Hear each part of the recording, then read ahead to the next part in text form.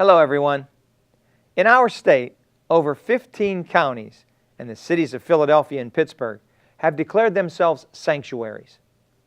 As I'm sure you already know, a sanctuary city is one that welcomes refugees and undocumented immigrants without fear of prosecution or deportation by its municipal agencies.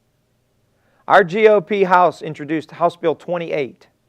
Under this legislation, if a law enforcement officer of a municipality has reasonable cause to believe that an individual being arrested is not legally present in the United States, he shall immediately report the individual to the appropriate United States Immigration and Customs Enforcement Office within the Department of Homeland Security. Also, this bill would hold any municipality that has deemed themselves as a sanctuary municipality liable for damages to persons or property as a result of criminal activity by unauthorized aliens. I'm proud to say I supported and voted yes on this bill, and we in the GOP House will not stop until this legislation becomes law. As President Trump said, sanctuary cities are lawless. These sanctuary cities shield convicted criminals who are in the country illegally from federal immigration authorities. In Chicago, political leaders have instructed police to release any criminal alien back into the community without regard to the seriousness of the crime or how long that alien's rap sheet is. In Philadelphia, the same practices are happening where local authorities are refusing to turn over illegal aliens who commit crimes, even vicious MS-13 gang members.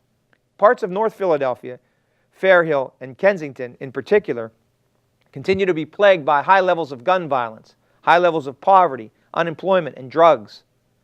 In a city that already has been decimated with crime, do we really need them offering a safe haven to MS-13 gang members? Philadelphia and Pittsburgh aren't the only two areas offering sanctuary to illegal aliens in our Commonwealth. As I mentioned, in our state, over 15 counties have shielded criminal illegal immigrants from ICE, according to the Center of Immigration Studies. These counties, including Chester, Delaware, Montgomery, and Lehigh, just to name a few, have refused ICE access to interview incarcerated aliens or otherwise blocked communication or information exchanges between their personnel and federal immigration officers. Matthew Albence, an executive director for ICE, is in charge of hunting down dangerous gang members who are here illegally, was recently quoted as saying, "When a city or county declares itself a sanctuary city, it basically becomes impossible to send my officers into their jails to interview someone who has been arrested for gang activity or is a known gang member."